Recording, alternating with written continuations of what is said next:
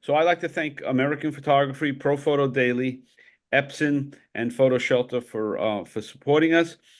This is our second or third time working with the wonderful folks, Polly Gallard at Critical Mass, and we're thrilled to do this, and hopefully we can do it again, and we will do it again next year. And with that, Polly, take over, do your Sure. gig. So I'm the director of Photo Lucida, and we're a nonprofit organization with a mission to provide platforms that expand, inspire, educate, and connect the national and international photograph community. Our competition, Critical Mass, it's annual and it's extremely unique because artists can have a portfolio of up to 10 images seen by up to 200 industry professionals that represent a wide range of photographic interests to gallery owners, agency art buyers, curators, publishers, editors, media producers, and more. Critical Mass finalist. We don't have one winner. We basically have a top 200 and then we have a top 50. And the finalist, not just the top 50, can be invited for solo exhibitions, features, and publications. They can win scholarships, residencies, and have the ability to make lasting connections in the photo world. Critical Mass opens for registration annually at the beginning of June, and the top 50 is announced in the following September. Great. There you go. Great, great, great. And how long has it been in existence? So we're going into our 20th year in Oh, wow. 2025. Hmm. Yeah. So we have a anniversary coming up. There you go. And big celebration, right? Yes, very Yeah. big. All right, great. All right, so thank you very much for that, Polly. Sure. And so we have three presenters tonight. We have Nina Homberg, Stefanos Paikos, and we start with Amy Gaskin. So Amy, share your screen. Well, I just first want to say thank you so much to Polly, Frank, and Jay. This is a really, really big undertaking, and Critical Mass was such an honor to enter, and certainly an honor to be selected. And I'm just really, really grateful for all the community that has been created by this, and the friendships and the mentorships. And so, just I wanted to say thank you before we get going. So. Thanks so much, and thanks to everybody who came. I see a lot of friends and dear family here, so I'm grateful to all of you. Thanks. And those of you I haven't met. Okay, so here we go. So I am Amy Gaskin, and I am a photographer based in Los Angeles. And I started a project in the middle of COVID. And what happened was, I was feeling quite, we were all having a hard time during COVID. And being a journalist was a particularly difficult time. And photographers, everyone's out of work. So a dear friend and mentor, Dave, who is here today, I think he's here. I can't see. I thought I saw him. Yes, we But saw him. Yes, Dave that's LaBelle it, is there. the idea that you could do a story, basically an outdoor story, not necessarily going indoors when we couldn't go indoors. And so I picked a subject, and I just picked it was a random thing, not knowing anything about this person, but I chose Marilyn Monroe because I found out that she had lived near my apartment, and she was buried just a few blocks from my hospital, and I had some illnesses, and so I was literally not feeling well, going to the hospital a lot, and I'm like, well, I'll do a story near my hospital. It was just a random thing. So I went to her cemetery only to find that there was lipstick on her crypt. Now, I hadn't seen all the way through ever a Marilyn Monroe movie. I wasn't a fan. I'm not a fan, but certainly at the time I knew very little about her. So I'm going to go ahead and reshare now if it will let me. Um, so I saw this lipstick on the crypt, and I thought, who in the world is doing this? This is pretty much similar to what I saw. We are afraid to touch our groceries. Who is doing this? And it's in the middle of COVID. I mean, you've got to be kidding me. So I'm like, ooh, it's like wet lipstick on the marble, and some of them looked really fresh. And so I started hanging out in the cemetery. And that became my little office unofficially during COVID. And I would, But yes, Amy, those aren't all the same, right? Those are different. correct. They're Okay. different people, different people. Okay. All right. So I'm thinking, who's doing this? So I started interviewing people who visited the crypt. And at this point, there are no tour buses. All of the touristy visitors, it's not happening. There's no planes. It's a different time. So, and what I learned was that people relate to Marilyn for who she was as a person, not necessarily her stardom. Many people see her as somebody who overcame tremendous obstacles. She had spent her childhood in orphanage, foster care. She was adopted. And there were all these people who are adopted who see her as somebody who overcame a very difficult childhood. And they are inspired by her. She's a symbol of hope. So I then started going around town. Now, this was at the Chinese Theater, the famous theater where the handprints are. And it's like I say, it's the middle of COVID. So the symbol of Marilyn started popping up in LA. I mean, she is a big deal in Los Angeles anyway, but the Chinese theater, they couldn't have their movies. So they got this mannequin, and this guy Earl is his name. He's an employee. He's schlepping it out one day, and you couldn't touch the handprints, but you could stand next to this crazy Marilyn mannequin and get your picture taken. So she was a symbol of hope. Palm Springs, the city of Palm Springs, they paid over $1 million. I think it was like right around $1 million to bring in a 26-foot tall statue in the middle of COVID, again, to jumpstart tourism was the idea. And this man who was the chairman of the Resorts International, I think it was a resort group. They paid all this money. You've heard of the controversy about where the statue is. That's a whole other thing. But like, why Marilyn? And she's a symbol of hope to a lot of people. So I'm thinking Marilyn is going to save Palm Springs. Are you kidding? So I spent like a week on the construction site photographing Marilyn being, lifted on a crane and all the things that happened around her. And then I also learned that by spending time at the crypt, that there was a fan club, and they every year reenact her memorial service. This is one of those reenactments. This is the same chapel where Joe DiMaggio held her original funeral, her original service. Wait, Amy, you're starting to go through this. This has got to be the most bizarre, adventure. It was that you're on. I mean, definitely was, and it was so unusual. I never would have seen this coming. I mean, I thought that this was going to be like, kind of a class assignment for a weekend or something like that. But that is not what this was. And I realized that for so many people, it was a story that's much deeper for them. Like, when you think of who are our heroes, we may have different heroes. They may be family members. It may be something religious. It could be anybody. You look at sports stars and the craze around the Dodgers. I mean, so different from that, I think, although it's Marilyn, which I didn't know about this. But yes, it was a crazy adventure. So, and I got very concerned there are so many rumors about Marilyn, and I didn't want to become an accidental rumor spreader. So I contacted the head of the fan club and said, I'm doing this. I'm hearing things. People are telling me their Marilyn stories, why she is special to them. And so he then gave me some references and then invited me in, and they have events, and I've gotten to know them, and it's just a great group of people. So this is the service.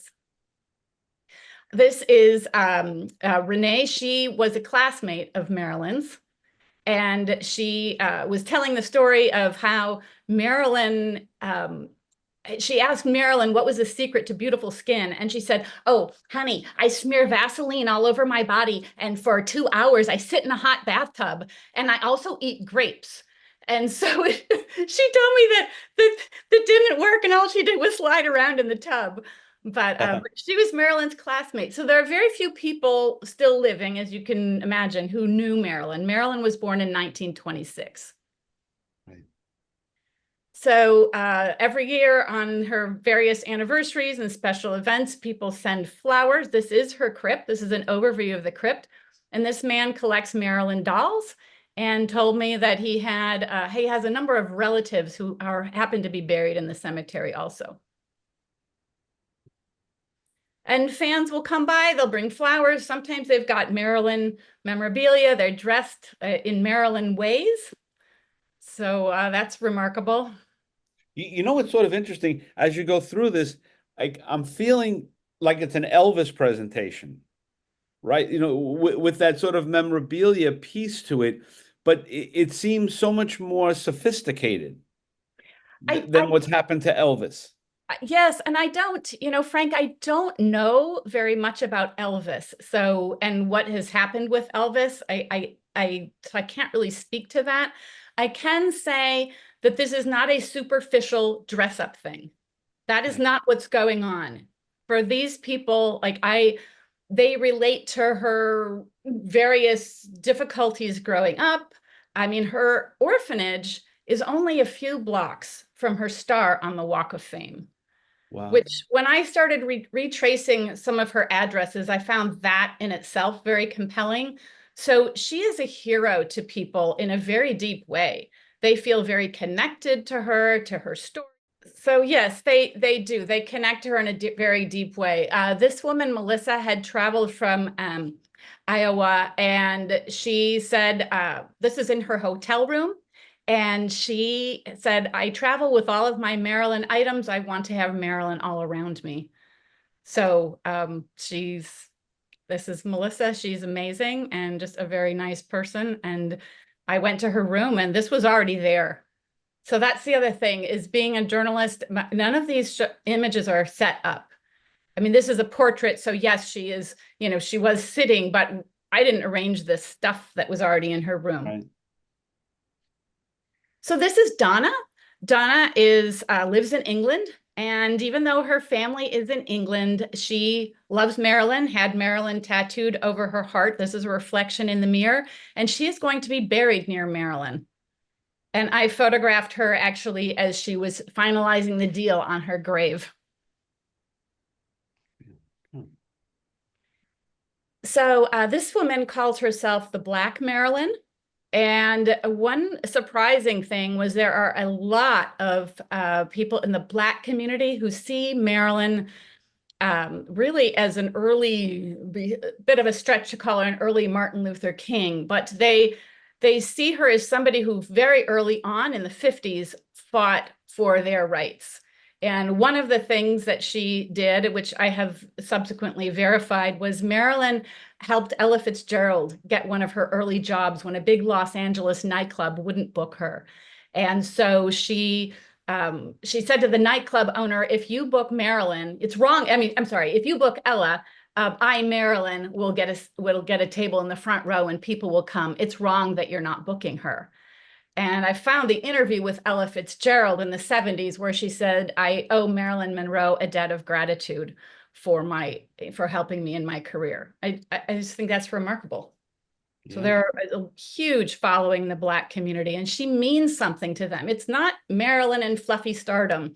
And the other thing that people tell me is that she is not why is this doing this? This is the weirdest thing.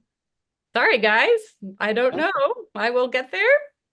Just doing it. I think maybe Amy, it's not your fault. It's a little known bug that when somebody joins the waiting room, you get kicked out sometimes. It's random. I get kicked out when people join. Okay, good to know. Okay, so this is during the construction of the statue.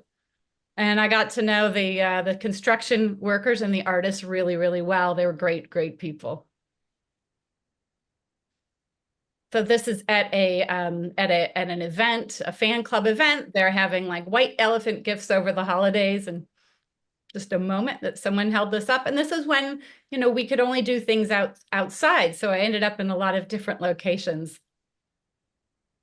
And how long was the whole journey, Aim? So I'm still working on it. So I've been Oh. going about 4 years now. Okay. So you will see the wax Marilyn in the back. Okay. Mm. But it's That's just, Palm Springs, right? Is that Palm yes, Springs? Yeah. yes. But there are no shortage of visual Marilyn things. Once you see them, it's like I can't unsee them. Or people, now I feel so blessed. People have been telling me about things that they've found, so I can follow up on those. The word is getting out. Mhm.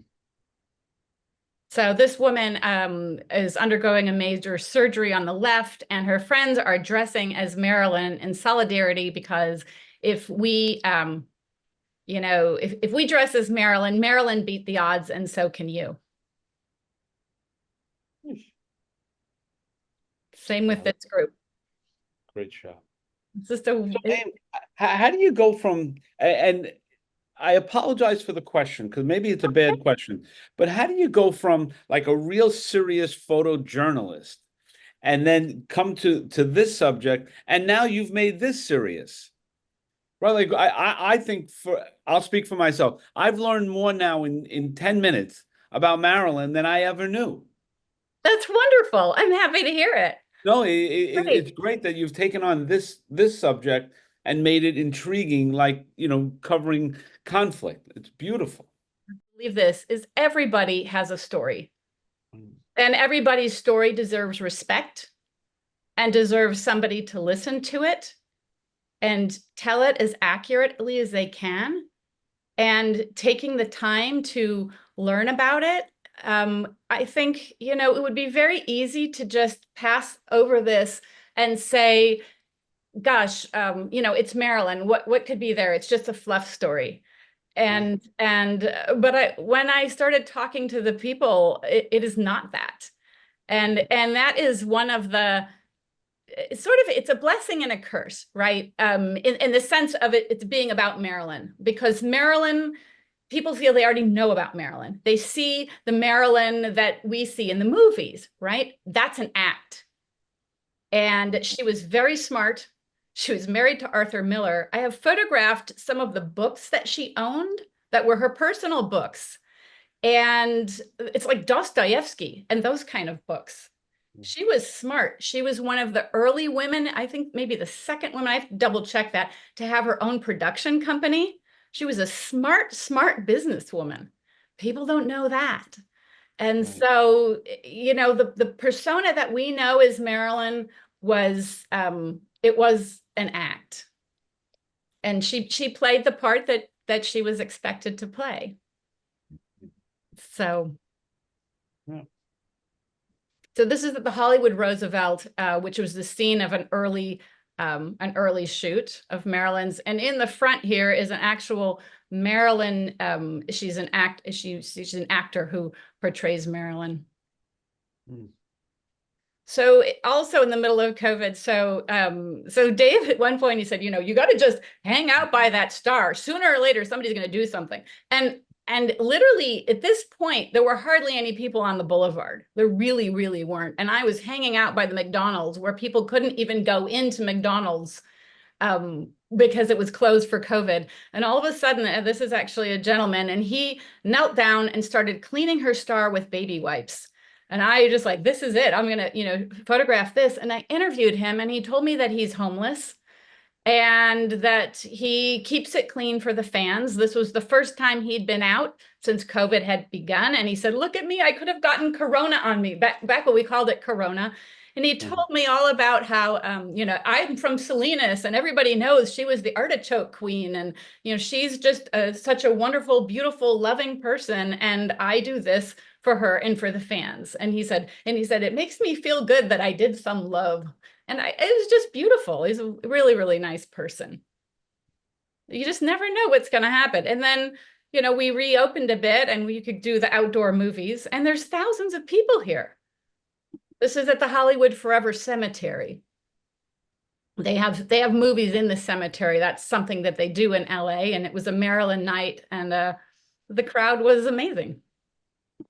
That's really This woman says that she's teaching her daughter body positivity. Marilyn, she said Marilyn was a real woman. She had curves. You know, if she were trying to be a model today, she might not get hired because she would be considered too big, too curvy, which just it could blow anybody's mind that that's possible, but it's a fact. So.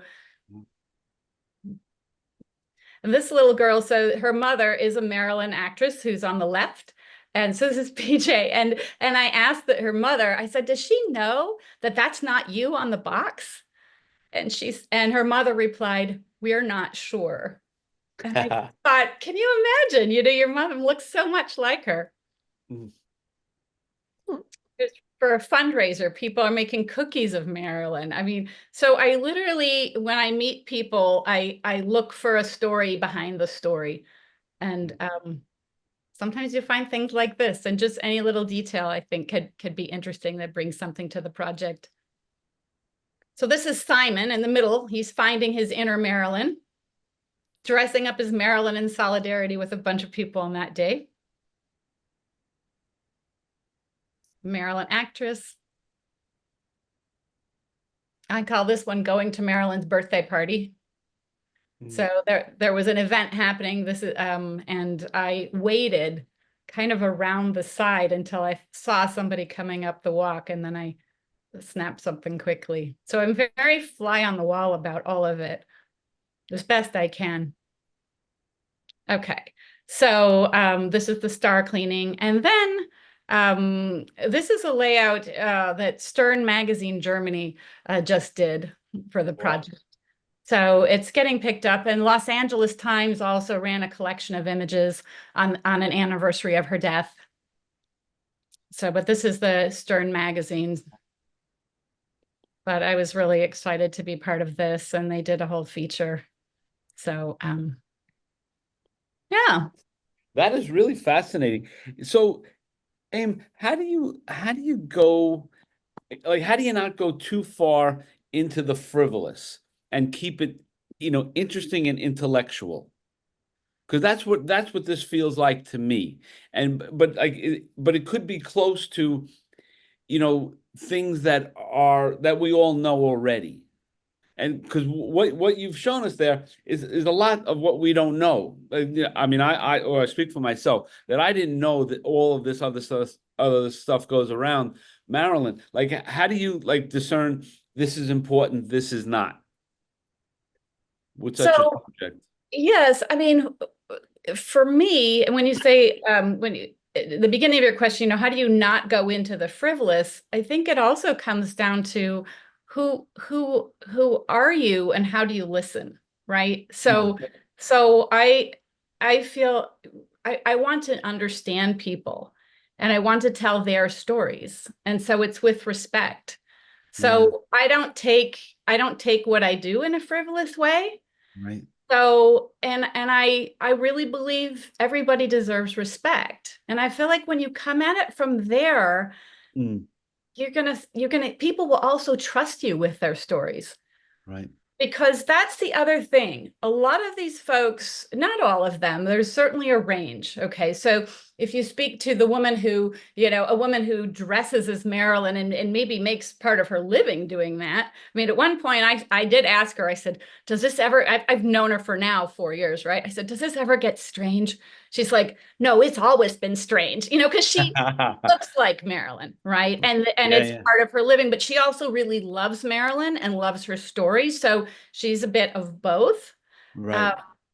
So I don't, I could have shown, I mean, I guess I could have a whole series of, the souvenir stands in Hollywood. Right. Yeah. Yeah. And that's what I'm saying. It's Have beautiful Marilyn that you don't. memorabilia, but this is people.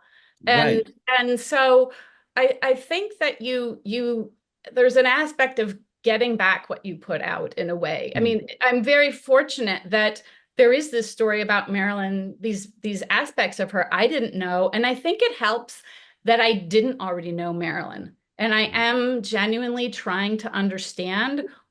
It's fascinating to me that all these people could show up for somebody who's no longer here. And the other thing that they said is that they have formed community. So they said, if you like Marilyn, you're okay.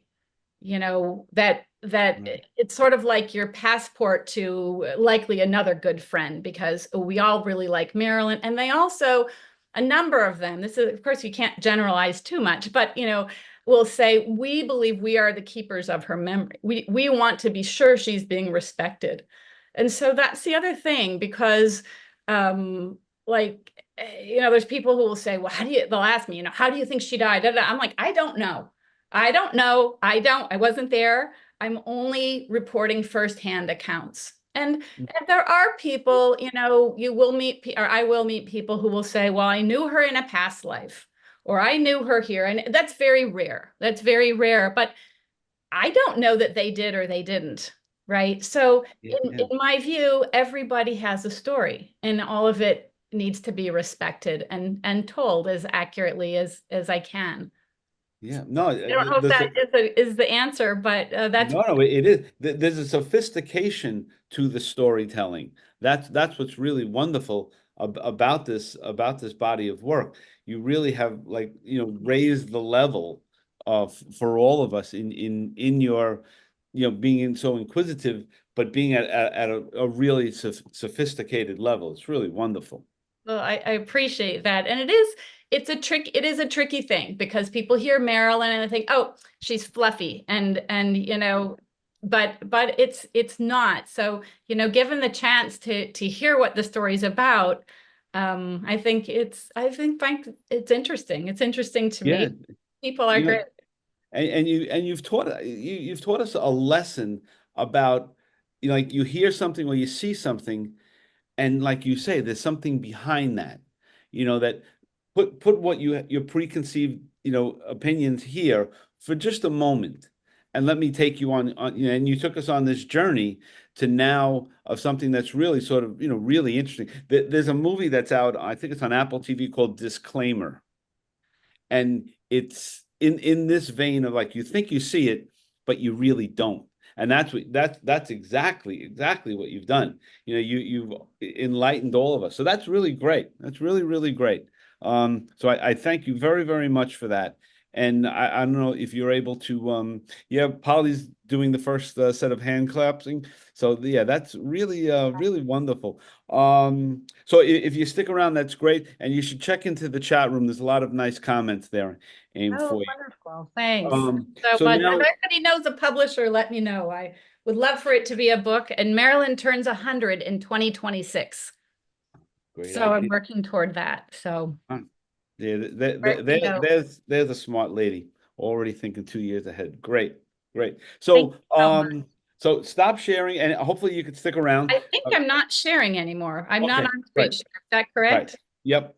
Okay, great. So next we have Stefano. So Stefanos, you share your screen, and off we go. And then check into the chat room. There's really nice comments there. Thanks so much. Appreciate it. So hello And to everybody. thank you very much, Stefanos. Thank you. First of all, I would like to thank everybody, Footloose and Polly, and all the judges for having me here tonight. I'm really happy to be here and share my project about, yeah, my journey I did like a couple of years. Should I introduce myself first, or? Yeah. Tell us a little bit about yourself. Yes. Yeah, I'm Stefanos Paikos.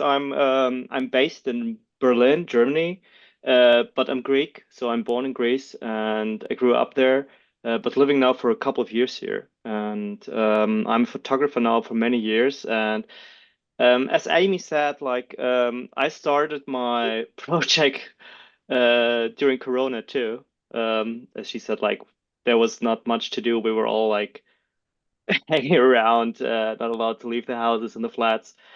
And yeah, I'm a political interested guy, and I always was like super interested in politics and stuff happening, especially in my hometown in my country. And as many people know, there were like 2013, 14, like many people came to Greece from Afghanistan, Syria, Turkey, everywhere. And when Corona started, actually, I wanted to go there and see what's happening, but was not possible. So I joined an online lecture from a journalist. Who was based during the time in Greece, and she was like talking about what's happening there, and I was super interested in this. And she was like talking about borders and how people are crossing borders, and how for some people it's easy to cross borders, and for other people not. And so I was so interested in this that I was like, okay, I should go have a look. And I was there.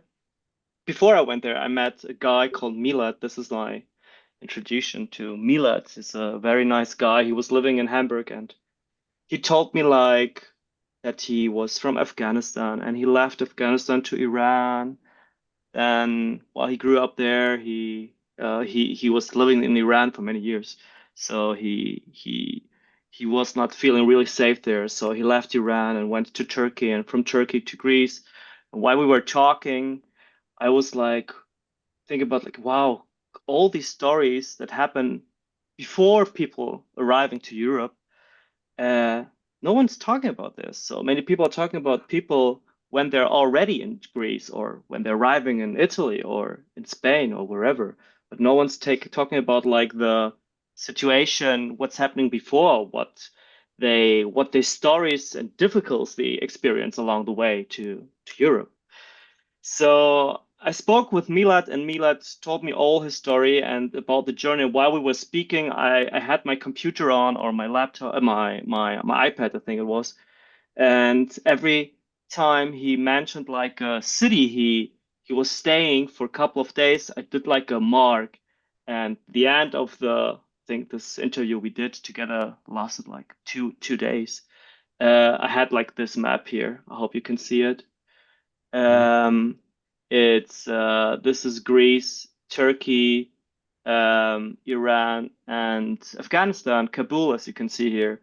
And was his journey. He did all this by bus or by feet. Like he walked most of the time. And I was like so impressed. So I was like, okay, I have to go to Greece and have a look and to see what's going on. So was like in several days in Greece. So first of all, I would say like I have like two parts of my project. I want to skip the first part because the second part is actually the thing what I'm doing right now. And this one started 2021 when I was so it's like a little bit old, but for you to get like a little bit of introduction how I started my project, I thought like it's very important to tell this story too. So this is like the camp, the burnt down refugee camp in Greece. When I arrived there, it burned down. There was like a big fire, and many people fled there, and they moved many people from this camp to a new one. But as you see, like the ruins and all the burnt trees and everything was still there. And for me, it was really interesting to see what's going on there, and how it was to imagine how people were living there. Like this camp was like built up for 20,000 people, so it was full. Um, so, but Greece was not enough because, as I told you, like for me, it was more important to see what's going even before. Like, so I went to Turkey and walked all the way. Milan did back to the Iranian border. So this was like an abandoned house Milan was staying for, I think, 2 weeks till he found a smuggler to cross the Mediterranean. You can see here through the window in the back. This is Greece, by the way. This is the island. And so he was like staying there. He told me, "Oh yeah, you have to go there. This house is still there." So I've tried to find. I found the house there, and I stayed there for I think 2 days and took like this picture. And afterwards, I went to the Iranian border, and this is like really this is a town called Van at the Iranian border, which is like super famous for people crossing from Iran to Turkey. And I found this cemetery there where people like get buried when they're like, I should show you another picture, which is like where um, when they found them on the mountains, and they don't know their names, they bury them there in the van with just numbers, so it's really anonymous. It's called the Cemetery of the Nameless, unfortunately. And which country is that in, Stefano? It's in Turkey. It's still It's in Turkey. Turkey. Okay. Yes, but it's really close to Iran. Yeah, and it's close to a lake. So this was like one of the she was from Iran, and she was like sitting there at the lake, watching the horizon. And yeah, for me it was like okay, and it was I think 2022 when I went to Turkey, and I was like ready to go to Iran and to Afghanistan. But yeah, the Taliban took over, and for me it was not possible anymore to enter the country. So it was really difficult and super dangerous. So I had some friends living in Kabul, and then but they were like, "Don't come now. Just wait a little bit. Do something else." But I was like, "No, I want to finish this project. What should I do?" And then something unexpected happened. A friend of mine called me, and she was like, "Oh yeah, I have a rescue ship, and we're driving like through the Mediterranean and try to save people. Do you want to come as a photographer and take pictures?" And I was like, "Oh yeah, let's do this." So, and here the second part starts, because the first part is not finished yet. I'm still want to finish it in a couple of years, but I was like, I don't want to wait, so I'll do something new. So the end of last year, I went to Italy, to Licata. It's here. And this is Greece a little bit. You can see this is Sicily, Italy, and Tunisia. And I went here to Licata and joined the rescue ship. And we drove down the Mediterranean to save some people.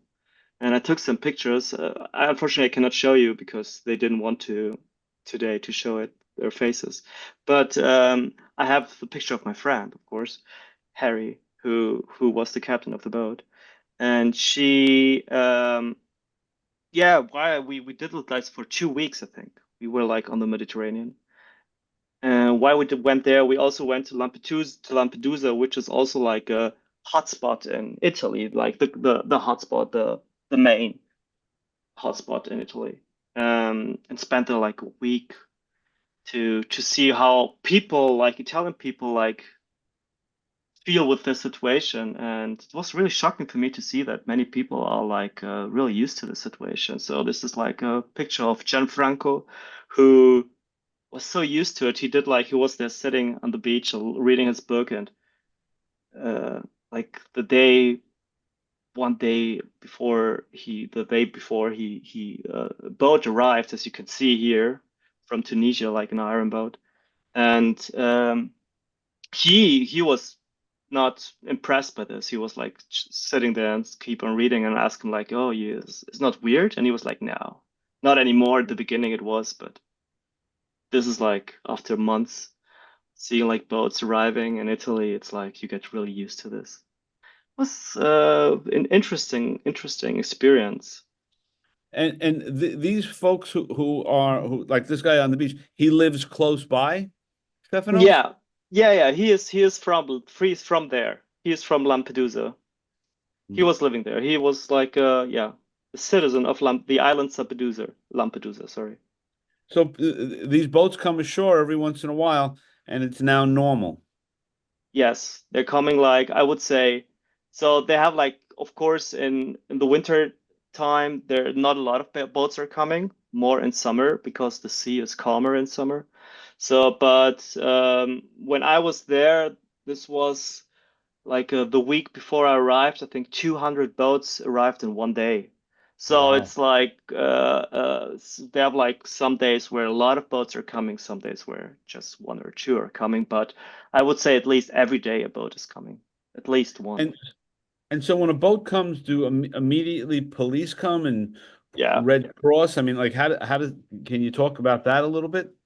Yeah. Like when so you have to know that if I have a picture now, most of the people on the boats, they don't even reach like the islands. The Coast Guard like they found them on the sea, and then they put him on the boat and then bring them to Lampedusa, and then they put him like in a kind of camp. It's like a camp run by the Red Cross, I think. Yeah, it was the Red Cross. And they put him then inside. And now, when last year when I was there, they just had him there, and they were like waiting for asylum to enter like the mainland of Italy. But that took like, for many people, it sometimes never happened. They're gonna send them back. For many people, it takes like 2 years. But now the politics in Italy changed completely, and they bring people to Albania or bring them back to where they're from. Sometimes even Sudan or Nigeria or wherever from Africa. Hmm. When I was there, I met a guy on the boat. His name was Yasser, and he talked about that he's coming from Sudan, and he fled Sudan because of the war, and I should go to Tunisia because when he fled Sudan, he went to Chad, to Libya, to Algeria, Morocco, back to Algeria, and then to Sfax, to Tunisia, which is here. And he said like, oh, this is like full, like there are like hundreds, thousands of people waiting to find or to gain money and to pay a smuggler to bring them to Italy. And I was so impressed by the story that I was like, okay, I have to go and document from there. So I went to Sfax, to Tunisia, and I can show you like the last pictures are like from Tunisia mainly, and from Sfax. So I found also there a kind of cemetery of the nameless. They have the same thing, like with numbers on stones. Um, and when I was there, I found like this warehouse, and was like in a really abandoned and weird place. No one's on the street, just like some people from Sudan. I recognize because they were talking like Arabic, and there are not many countries in Africa where people talk like from South Africa where they talk Arabic. So I knew that they were from Sudan, and we were talking a little bit, and they were like, "No, come in, let's go to a warehouse." And they were like sitting in this warehouse here, and eating and chilling, and I decided to spend like 1 week with them there, and to document and to show or to see how they live, how the conditions are, what their daily life is. And this is like the group was like, they're like all like between 16 and 18 years old, all from Sudan, all from Khartoum, the capital city of Sudan. And yeah, but this is like the whole thing, right? There's like the beds, the sheets, the pillows. Um, so like Yasser on the right and Yosef on the left. Yasser was 16 and Yasser was 18, I think, or 17, I So think at that as time. bad as this is, it's better than where they were coming from. From Sudan, both of them. No, no, Everybody was. but it's better where they are now than where they, Mm, or what do they say? So, yes and no. So, of course, Sudan is like a conflict area. They have like a civil war that's going on there right now. And of course, it's bad and horrible. But they were young. I mean, they were 16. They were missing their families. And they were alone in a lonely warehouse in Tunisia where Tunisian people don't treat them really well. So it was, but they had like always this goal in their mind to reach Europe, to find a job, to get some money, to pay some flights, to bring their family to Europe. This was their dream, or this is the dream. Still, it is, and so it's like mixed feelings, I would say. On the one hand, they were missing their country because of the families and their friends. On the other hand, they hated the government there and the situation with the war. So a little bit of both, I would say. Yeah, and this, I mean, is this a facility or this is just a place? I mean, does the government come there and supply them with anything? No. Nothing. Nothing. They were illegal there. They even had like papers. They were like working in a black market, selling, I don't know, self-made stuff on the street, like like drawings, or some people were working on construction sites illegally. Um, but they were always afraid. So in the 7 days we were spending in the warehouse, they were always afraid to leave the warehouse because they were afraid the government will find them and bring them back. So it was like it was like hide and run game, I would say. It was really weird. Yeah. I will go through these pictures because most of them are this from this warehouse, but I want to show you like the situation, how the people were, how the conditions were. And you stayed with them in this space. Yeah. There's maybe I'll show you later my place where I was staying.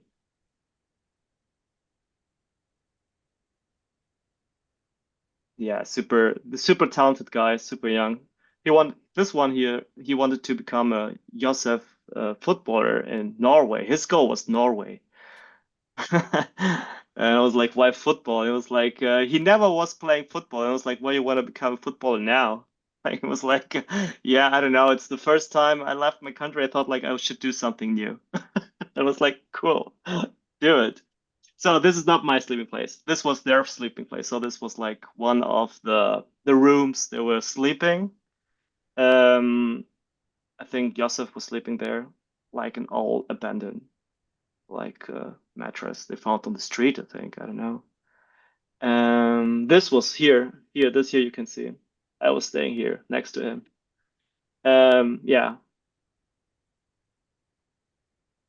here on the right. He was lying. This was his bed, and I was chilling here next to him. So it was like 4 days, 5 days, more or less. Sometimes I was leaving, go back home to write stuff on my computer. Then I came back, but I would say like 90% of the day I was spending with them there. So eating with them and talking with them all day long, sharing like what their dreams are, and we're still in contact with some of them. So this was the warehouse on the right. That was the place. Yeah, this And was. and Sorry. the locals are on the left.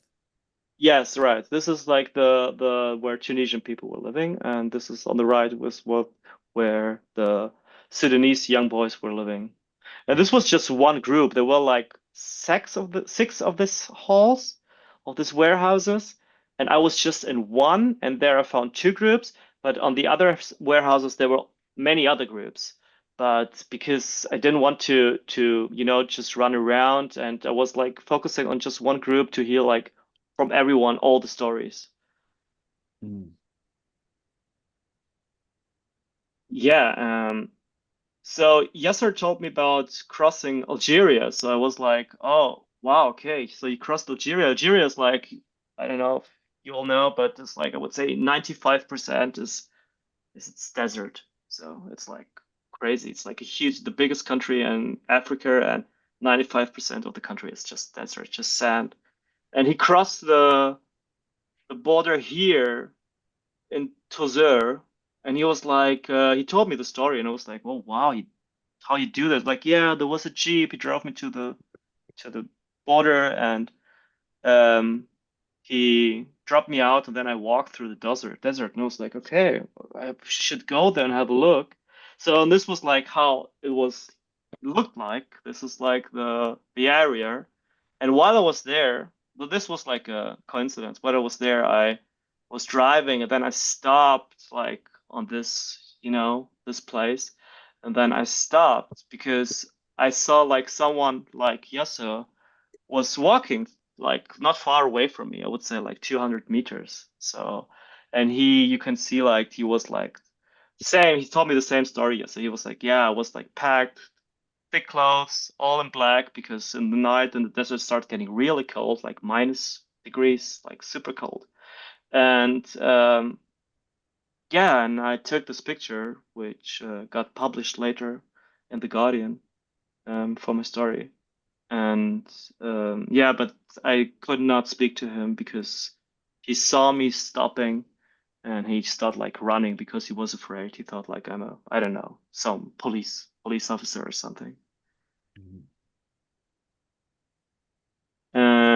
I think this is one of the last pictures I did. It's this is like how smuggling looks like at the border. So when you're at the border, I found like a guy who had like a he did like had like a pickup, and he actually he's doing tours with tourists, like desert tours. And I was like, oh, I'll give you like $200 and then you drive me where I want to go. And it was like, okay, where you want to go? And I was like, yeah, at this one point I knew from Yasser where the smugglers are driving through to drop people off, like in the on the Tunisian side. And it was like, oh yeah, I can bring it there. So we went there and we were like on this hill, and on the left this is like Tunisia, on the right behind this car this is Algeria. And while we were there, like a car drove through this area, and I was like, okay, shot. This is like the shot. This is how it looks like. So was a yeah, like a intense situation, I would say. Yeah, I think And this is like more or less the, yeah, sorry. yeah, and Stefano, I mean, how do you bring all of this together, this whole story? So, you mean from the for the newspapers or Yeah, for? for the newspapers, for yourself into a you know, a cohesive journey. You know, Yes. So I do this for many years. So as I mentioned, I was in Greece, Turkey, Italy, um, Tunisia. In 2 days, I'm going to be in Senegal for the same thing. yeah, Um, and I do this like step by step. Like I would not. So I'm now in Senegal in 2 days, and I will not send the newspapers old pictures of mine. I will bring in just the news story, which I'm working on. And so all these parts were published in different newspapers, and it's like growing and growing. And I think like in a, I don't know, couple of years probably when I'm finished, or maybe I'm never finished, who knows.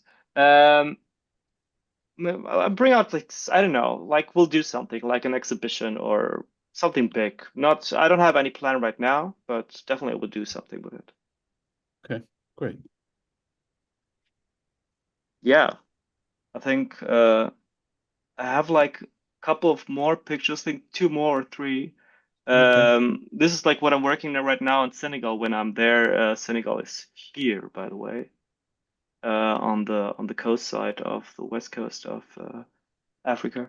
And so many people think like, which is true, the main reason to leave a country is like war. This is like the most famous one, but which also is like a reason to leave the country and to go to, let's say, Europe or the US or wherever, is the climate change. And on Senegal, I will work on I will go to a specific area where it hasn't rained for I think a decade, and people now suffering of this and want to live there because yeah, no rain, no water, they cannot, you know, water their plants, do their agriculture, the cultivation, their whatever, what like give water to their animals, to their cows. And so I'm working on this, and I also did this in Tunisia. I have like some pictures of Tunisia. I want to show how when I was there during like the hot season, and in Tunisia it's getting really hot in summer. You cannot imagine how it looks like to what it means to be there, like 48 degrees or something we had. Oh, this is in Greece. This was in Greece. I have one picture of Greece. Yeah, like insane. Like people they cannot they don't know how to get rid of all the garbage. It's insane. So this was like couple of years ago, it was a beautiful park, and now it's like a yeah, a landfill, I would call it. A dump. Yeah. Yeah, a dump. Yeah, this is like Tunisia's one of Tunisia's biggest lakes, as you can imagine, during summer. Yeah, this was dried out, and the river to this lake, which is like Right. a dump too. Yeah, this is like my project. I think that's the last picture. Yeah, that's the last picture. Yeah. Okay. Yeah. Wonderful. Yeah, that's a an incredible journey you're on, Stefanos. Thank you. It really is. And I'm very grateful for the maps. A lot of times people speak of different places, and having a map there gives you context of, especially in a situation like this where people are traveling, you get to see the journey and and see your journey as well, and what's involved in that journey. Yeah, the when I started this project, I was I did all this research, right? And I knew a lot of things, but I had the same problem as you have. I couldn't imagine where these places are, and I was Mm. like, "Where is this? So where? What do you mean with go to, I don't know, Tatooine?" And I was like, "Where is this place?" So I started like doing this maps to to understand the whole thing better. And in the end, yeah, it's in my portfolio right now. It's really helpful. Yeah, still it is. Yeah, it is very helpful. So thank you very much. Hopefully you can stick around if anyone has questions. We'll open it up once we finish. So thank you very Sure. much. So if you could stop sharing, that would be great. And next up we have Nina Homberg. So Nina, you share your stage slides and off we go. All right. Let's bring them up. Okay. And now, okay, So, coming. Okay. there you go. Okay.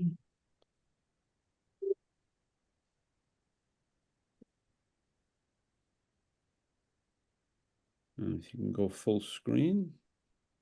Hmm. There you Looking go. okay? Yeah. Yep, it looks fine. Good.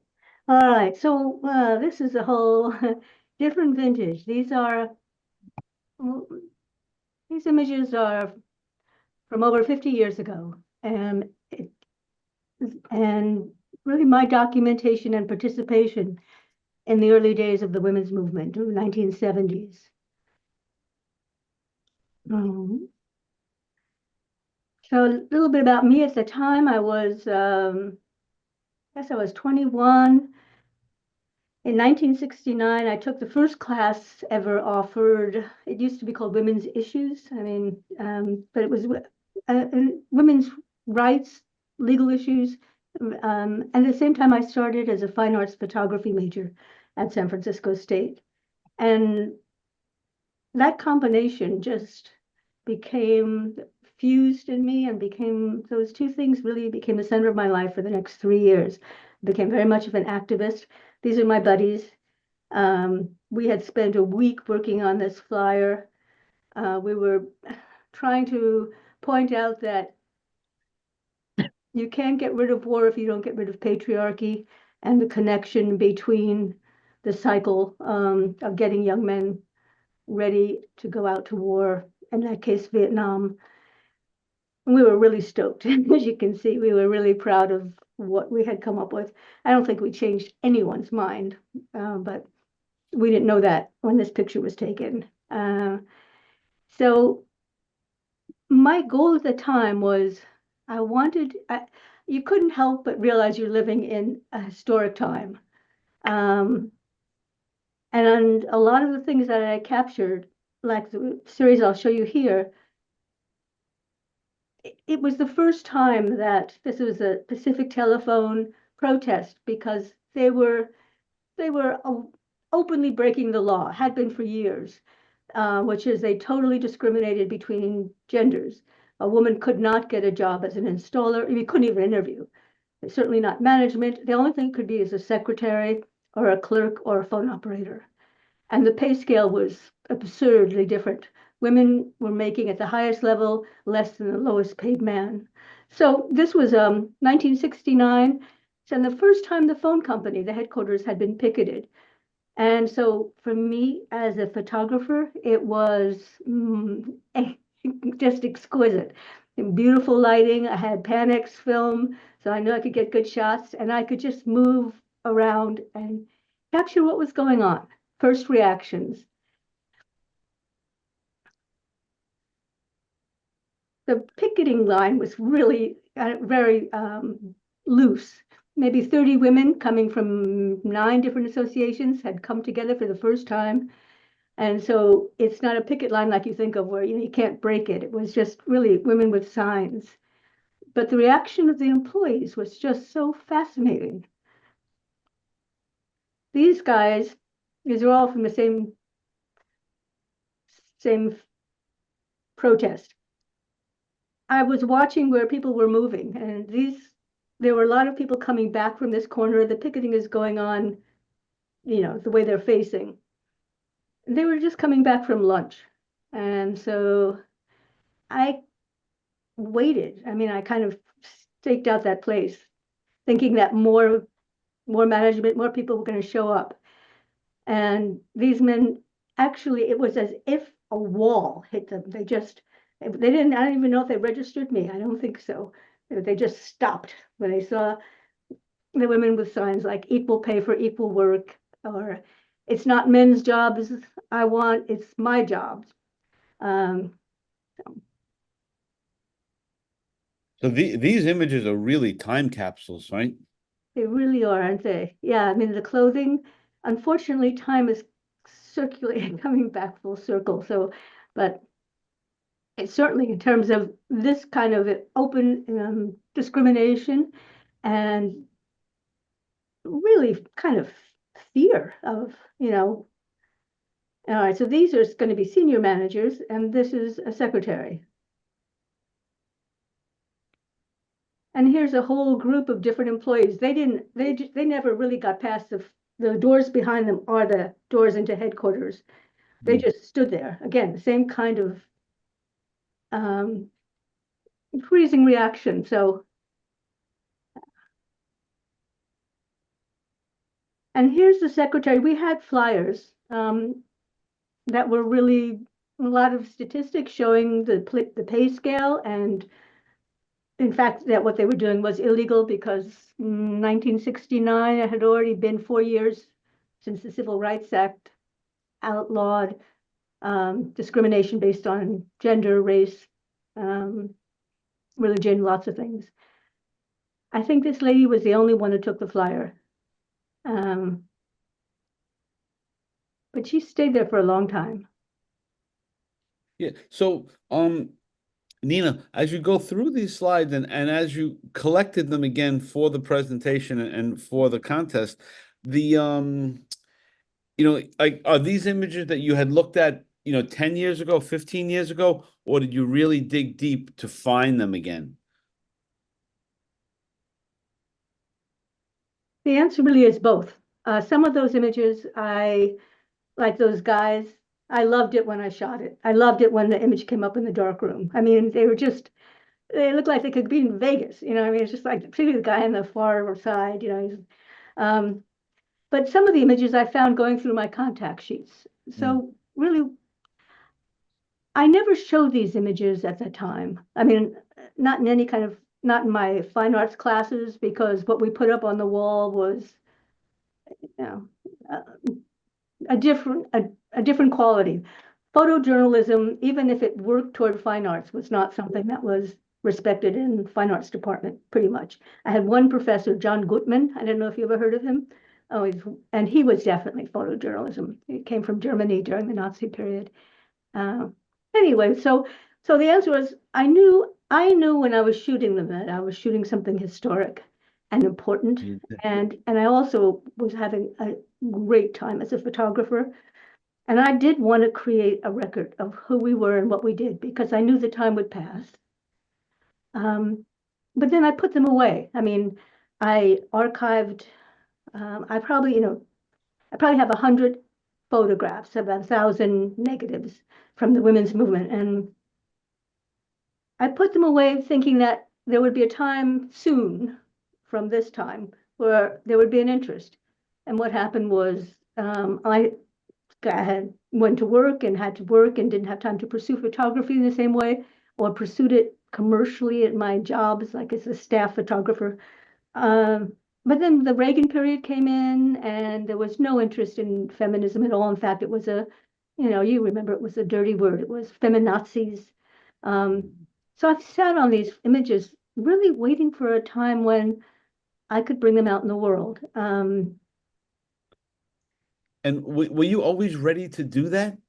No, I mean, these are all acetates, 50-year-old acetates. So I had to learn, and that really, what got me really revved up was the 100th anniversary of Marilyn's birthday. This was going to be the 100th, the 100th anniversary of the women getting the right to vote, would have been 2020. And I was just totally, I said, now is the time. So I spent, I want to say, at least a year before that, doing a lot of scanning, learning about scanning, getting really high-res images, getting nice big TIFF files, which, for a 35 millimeter photographer is like, wow. But then COVID came in 2020. I was all set to I actually had a friend help me who was a professional photographer, and she had interest from major publications. They just were looking for feminist images. And I have a lot from the 50th anniversary of suffrage.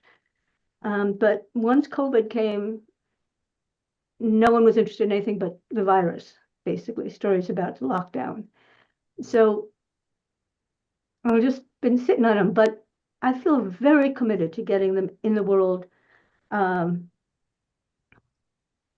I'll just put this image up so you're not totally bored with it. I have been looking all this time, like over 50 years, for other pictures that are like mine. I've searched Google, I've talked to the photographers. I can't find them. What I find always, and what's in the collective image of what the women's movement was like, are images of the leaders who were critical. But that's who you think of. You think of Gloria Steinem or Betty Friedan or Belle Abzug, and then you think of the huge marches. The same time this event took place, 1970, huge march in New York City down Fifth Avenue. And one of those images particularly is iconic. So when you think of the women's movement, you think of mass marches, mass organizations, and in reality that I knew, and I think probably all over the country, it's not what it was. It was intimate. It was something that was sort of a DIY. You could do it yourself. You get your buddies together and you come up with an idea and you make it happen. And it was lots small gatherings. Even the protests were much smaller. So I really wanted to I still do, to get that into our collective DNA so that, because I think it's much more empowering to know that it isn't just the big stuff. It's the small stuff you do as an individual with a small collective, not as an individual, but in a collective. So, Neen, would you, I mean, maybe another dumb question tonight, the most passionate project you've done in your career? Oh, by far, by far. Yeah, and I have saved every piece at a time, again, because it was just such an amazing time. There was so much energy and so much questioning and so much analyzing. I saved every piece of literature meaning things that were written in the women's movement, newsletters, brochures, flyers, everything that crossed my desk. So I have this incredible literary archive, or physical archive of ephemera, as well as pictures. I don't know what's going to happen with it, but what else might, if I don't try, nothing will happen. And I've had some interest, but it's such a selected area. Unfortunately, I think that with what's happening politically, it's more interesting now than I wish it were, because we're right back to this rally. One of the demands, or one of the speakers, was talking about abortion on demand. how critical it was. Women were dying. This is 1970. And to come back all around to that now is just, it's mind-boggling. But maybe that'll make more more interest in the picture. So this is, again, the first exposure. This is the first big rally in 50 years on feminism across the country in different places, like Manhattan did a huge march. San Francisco did a rally. But it drew all kinds of people, as you can see, and I really love the faces. And of course, it drew media. And like you say, these are very historic. Yeah. You know, there's got to be some people, maybe some other folks, you know, watching tonight recognize some of these photographers. Right. Yeah, that's wonderful. Yeah, this is really so. Like, what's your Polly has a good question. What's your take on feminism now today? I think it will take a different shape and form because we've had so much success in terms of, you know, women running for president. I mean, all right, not winning, but running, and the Senate and corporations, there's still huge gaps and a huge amount to cover.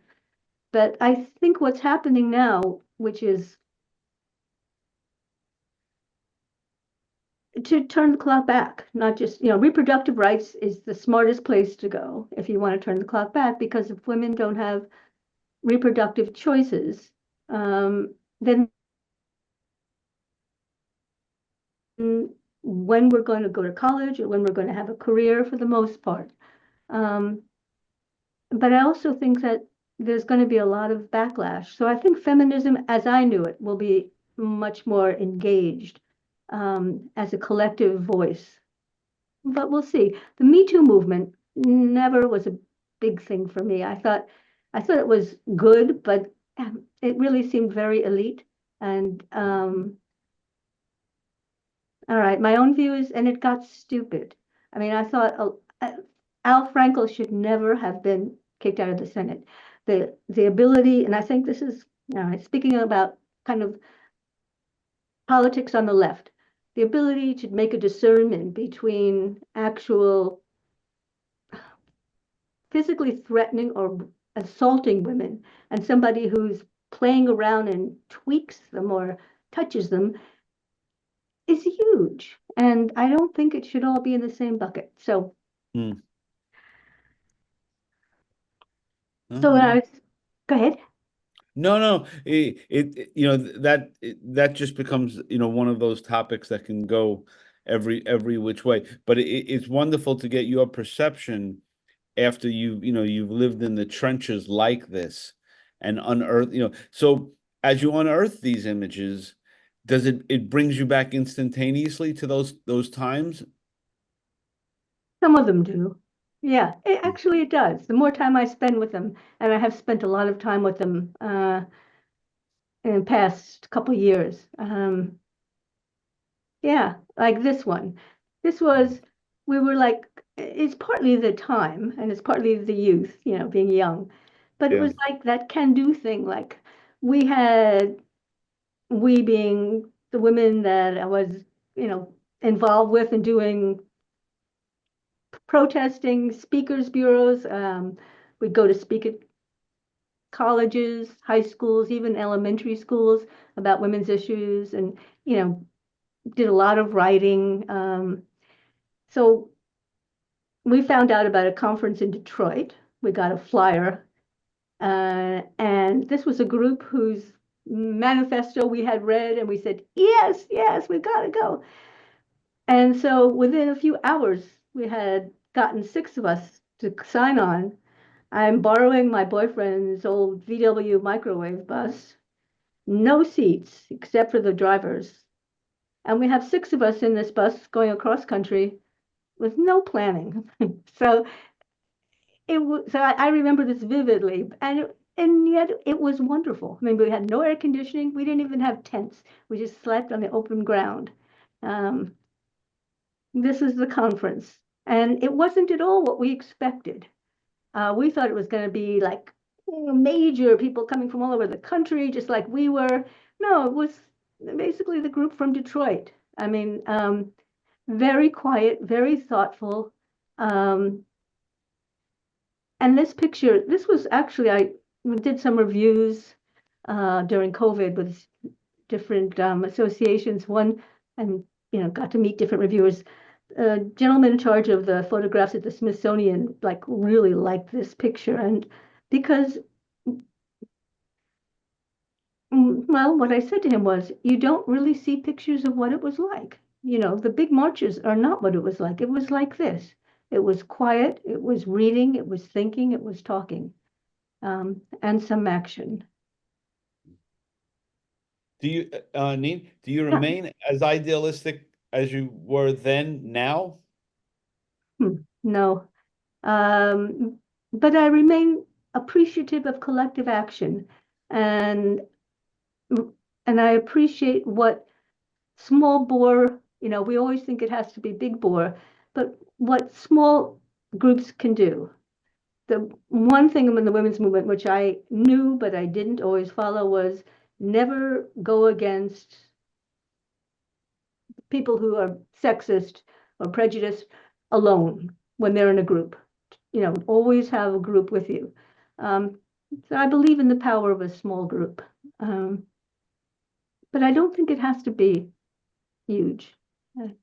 I yeah, I don't, we believed in reason, Frank.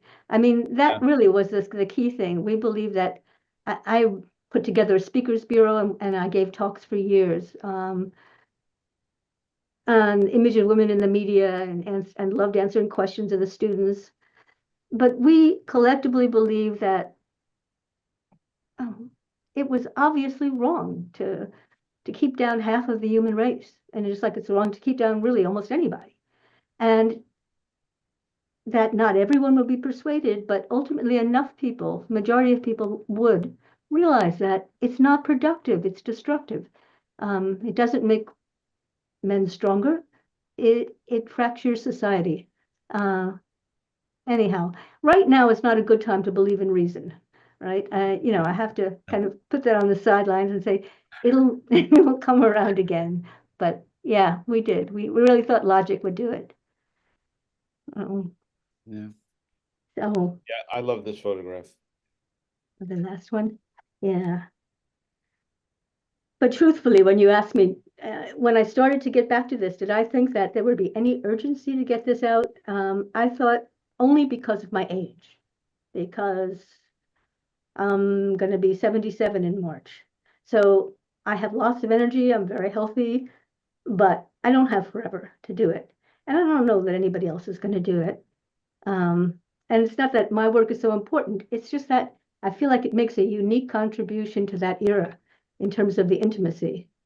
And brings it home. I mean, it's not crowds of people. It's seeing faces like this. So that's really what I'm committed to doing. And we'll just see. We'll see. I've had a little bit of response, and but I'd welcome it. Yeah, and Neen, do you have a website and an Instagram account? Because Sheila want, and I'm sure many other people want to follow what you're doing. Do you have that?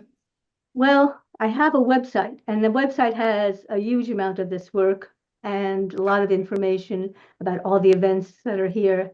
So that's just my name, NJ Hamberg with an E, HAMBERG.com. And that's nice. I spent a lot of time on that.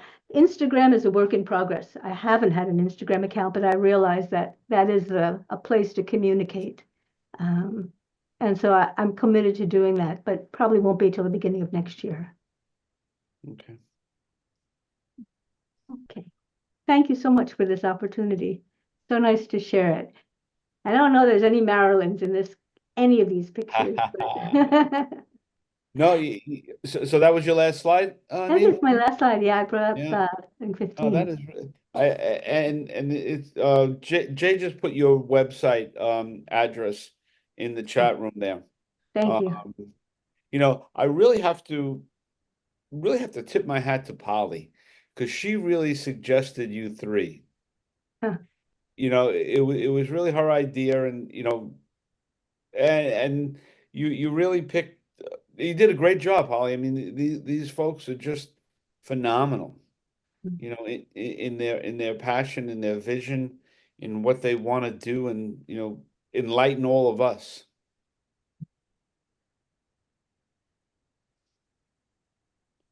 Yeah, I mean, if you go, you're still muted there, Aim. Neen. I am? Polly, no, Polly. Holly. Yeah, it's yeah. I mean, you'll see in the chat room there now, Polly. Hey, Everyone. Paul, you're still muted. Sorry about that. Yeah, I mean, everyone is jumping in there, Polly. Yeah, But I couldn't unmute myself. I'm sorry. So I selected these three because they were so very different, but they were all very passionate projects. yeah, And it- I thought it was just a really nice, diverse look at some of the folks, some of the documentary projects, actually. We get documentary projects, we get a lot of contemporary projects, but I think that this format does really well with some of the documentary photographers from Critical Mass too. yeah, really, Yeah. you know, I mean, for me, I mean, like my head is buzzing in three different directions. You know that, and that's a great thing. I mean, that's what you want to do. You want to, you know, you want to be made to think. Right, and these certainly do, and it's interesting listening to Nina, and you know the background story, you know, of going through these images is really important, right? And it must be fun. So Nina, are you still friendly with some of those women? No, but I actually like signed, I've looked for a lot of them for years. Okay. And I found the person that I probably have the most pictures of and probably the closest to. And it turns out she married a really good friend of mine. And I just lost touch with both of them. And it's on my list, in fact, probably before the new year to get in touch with them. And Oh, because you I had, should. yeah, I'm looking forward to that. I have to say, a bunch of people, I mean, they were older than me. I was like young at the time for Right. that group of women. A lot of them have died. It's Judy bad. Cyphers, who wrote Why I Want a Wife, she was a friend. And uh, anyway, but I want to get in touch with some of the heirs because, like, I have some great pictures of Judy. Um, so yeah, I got a list of things. Yeah, we're creating a to-do list for you. Yeah. Yeah. So, I mean, anyone have any questions for Nina or Stefanos or Amy? You know, you can jump right in. Any comments? And also, Nina, you should look into the chat room there. There's a lot of nice comments, Nice. you Yeah. know, from you know people who are here. So yeah, that was really terrific. You know, diverse. You know, Polly, you can't get more diverse than that. And that's But really wonderful. they had a common thread as well, though, I felt Yeah. like. Oh, we've learned a lot, and The humanity thread. yes, right. I mean, the struggles and the Yeah, hopes and right. the vision of all of those three groups of people that were documented, you know, are alive and well, right? I mean, the women's issue, the celebrity, the Marilyn issue, the Marilyn issue. I think you've got more covert converted people who are interested in the Marilyn story, right? I mean, that's like a whole new category to be It's a surprise one, isn't it? It's yes, not what absolutely. people expect, right? No, Aim, that really is really wonderful.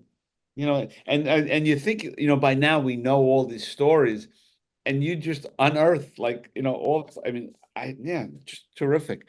You know, and yeah, so we're completely grateful for that, and you know, and following Stefano where he's going in these journeys the struggle of humanity to get to better places for a better life, right?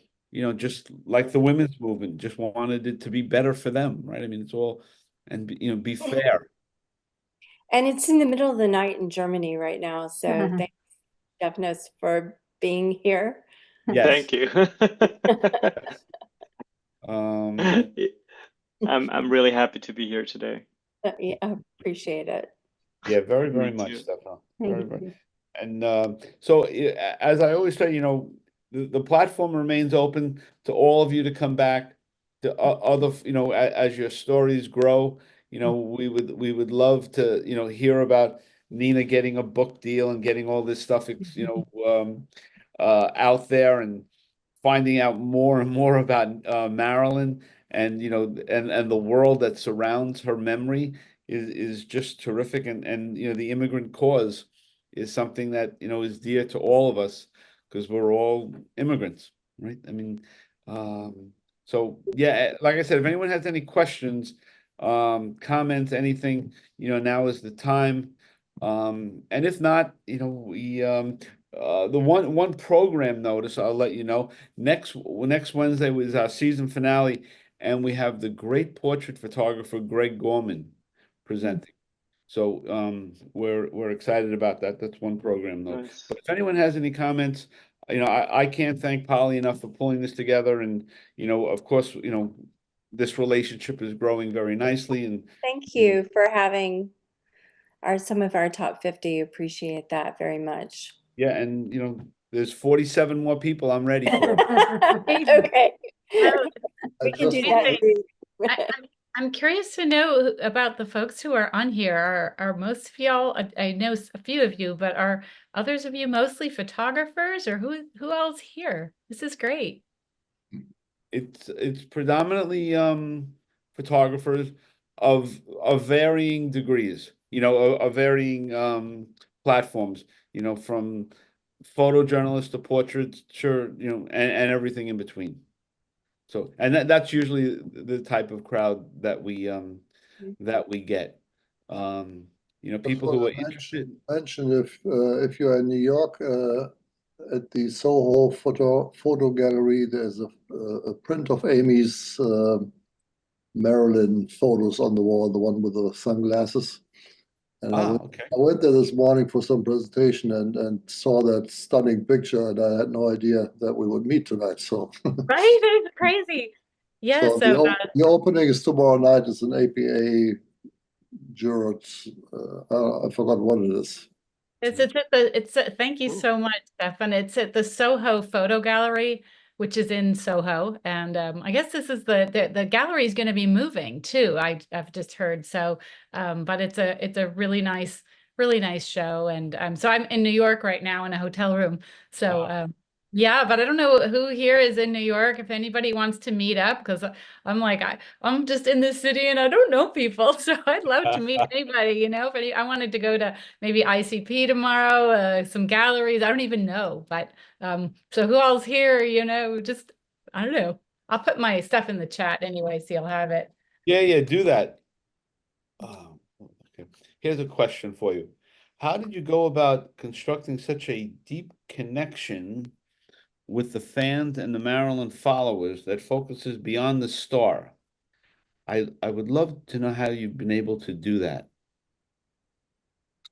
So sure. Really, it came by interviewing them at a pretty deep length. And, it's an odd thing. I think folks aren't expecting to be approached by a photographer when they visit a cemetery. And, but I think I would just tell them who I am, what I'm doing. In the beginning, I was kind of just a curious person during COVID. And I would say, yes, I'm a photographer. But I would say I'm curious to know, why, what is it about Marilyn that brought you here today? And they would start telling me stories. And so I would write them down, and every time I would hear one, then that gave me a little clue to what the next, I knew I felt like I was coming to know things about Marilyn through them. But mostly by spending time. I think it's also just the approach to the folks, because many of them are very protective, right? They are afraid, much as Frank mentioned, that she could be trivialized, and they have really researched many of them. There are over one person has told me, who collects the books about her, there are over 300 titles about Marilyn. And that I find remarkable. And there are some people who have all of them and have read all of them. And so they're really, I mean, to say that they're experts, and these aren't all the people. I mean, so there's many people I meet who've never read a book about Marilyn. So there's a huge range of the people. But there is I will say, one thread that I have found in common is that there is a desire that she be respected. And I think that, it goes back, it's a little bit similar to what I was saying earlier, is that it's the respect. And so I think that people are more willing to be open when they feel like you're gonna, I mean, I really make a point to be as accurate as I can. And, whether it's the exact spelling of their name, did I get this right? Just confirming with them that I'm understanding what they're telling me. And then they're much more trusting.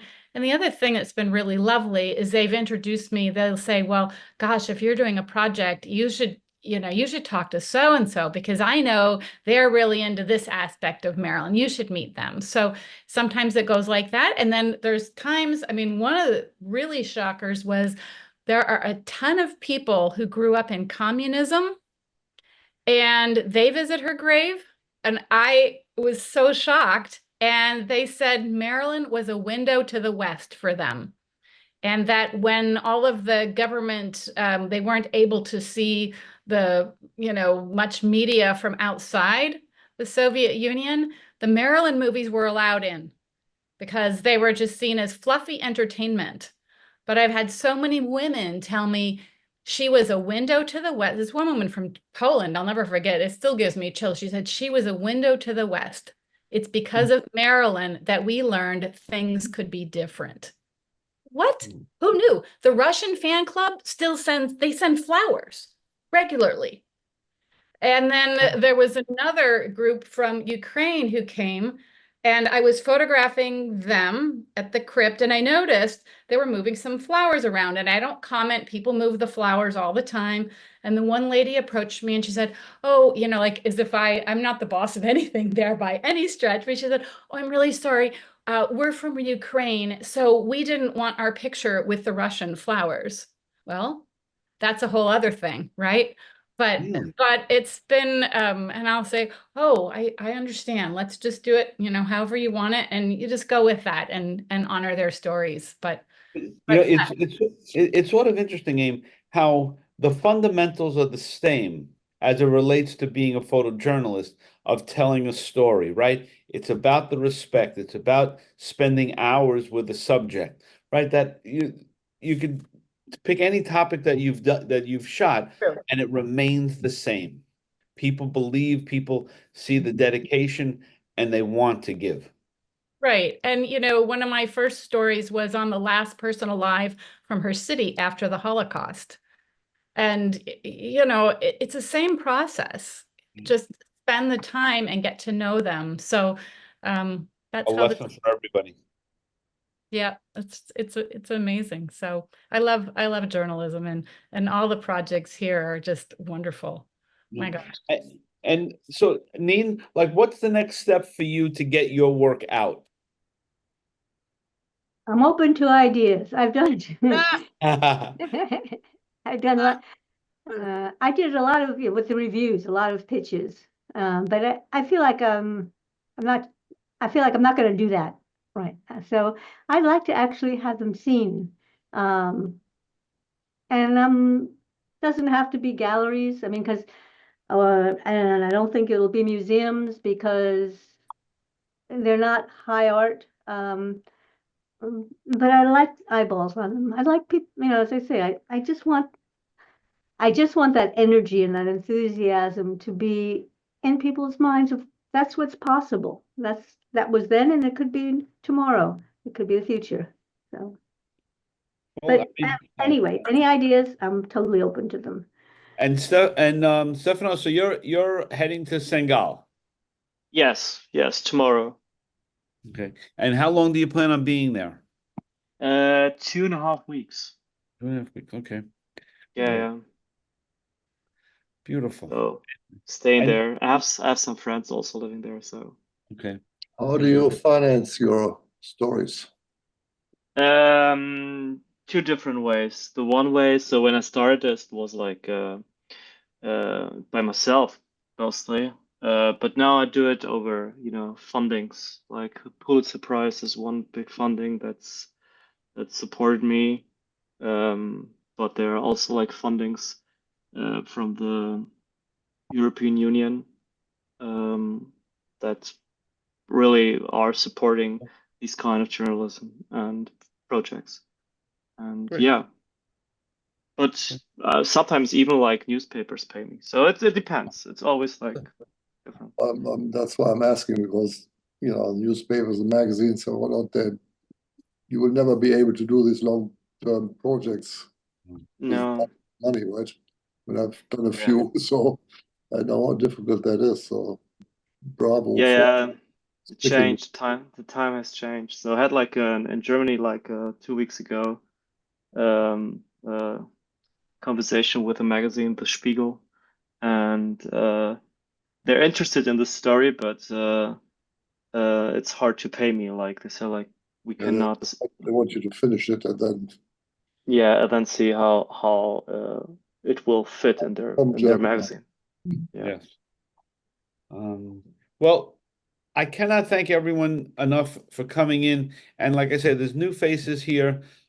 We ask you to subscribe to our YouTube channel. And if you have work that you'd like to present, please reach out to me.